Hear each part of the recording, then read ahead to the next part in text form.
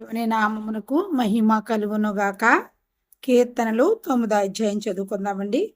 నా పూర్ణ హృదయముతో నేను యెహోవాను స్తుతించెదను. యెహోవా, నీ అద్భుత కార్యములన్నిటినీ నేను వివరించెదను. మహోన్నతుడా, నేను నిన్ను గూర్చి సంతోషించి హర్షించుచున్నాను. నీ నామమును కీర్తించెదను. నీవు నా పక్షమున వాద్యమాడి నాకు న్యాయము తీర్చుచున్నావు. నీవు సింహాసనాసీనుడవై న్యాయమును బట్టి తీర్పు తీర్చుచున్నావు. కాబట్టి నా శత్రువులు వెనుకకు మల్లుదురు. నీ సన్నిధిని వారు జోగిపడి నశింతురు. నీవు అన్యజనులను గద్దించి ఉన్నావు, దుష్టులను నశింపచేసి ఉన్నావు. వారి పేరు ఎన్నటికీ నుండకుండా తుడుపు పెట్టి ఉన్నావు. శత్రువులు నశించిరి, వారు ఎన్నడూ నుండకుండా నిర్మూలమైరి. నీవు పెళ్లగించిన పట్టణములు స్మరణకు రాకుండా బొత్తిగా నశించెను. యెహోవా శాశ్వతముగా సింహాసనాసీనుడై ఉన్నాడు. న్యాయము తీర్చుటకు ఆయన తన సింహాసనమును స్థాపించి ఉన్నాడు. యెహోవా నీతిని బట్టి లోకమునకు తీర్పు తీర్చును. యథార్థతను బట్టి ప్రజలకు న్యాయము తీర్చును. నలిగిన వారికి తాను మహాదుర్గమగును. ఆపత్కాలములలో వారికి మహాదుర్గమగును.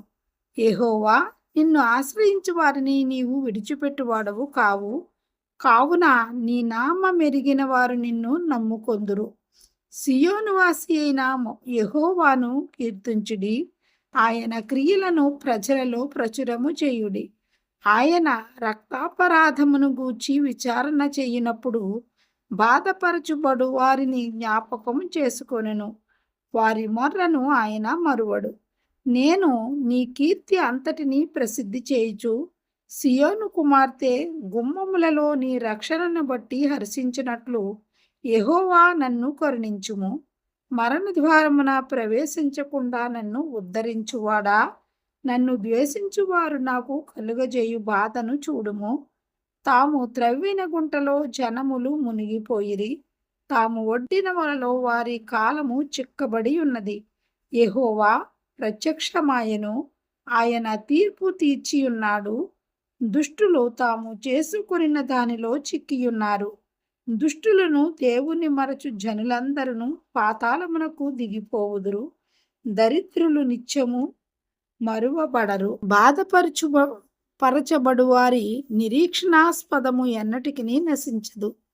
యెహోవా లెమ్ము, నరులు ప్రబలకపోవుదురుగాక. నీ సన్నిధిని జనములు తీర్పు పొందుదురుగాక. యెహోవా వారిని భయపెట్టుము. తాము నరమాతృలమని జనులు తెలుసుకొందురుగాక. దేవుడి వాక్యమును దీవించునుగాక. ఆమేన్.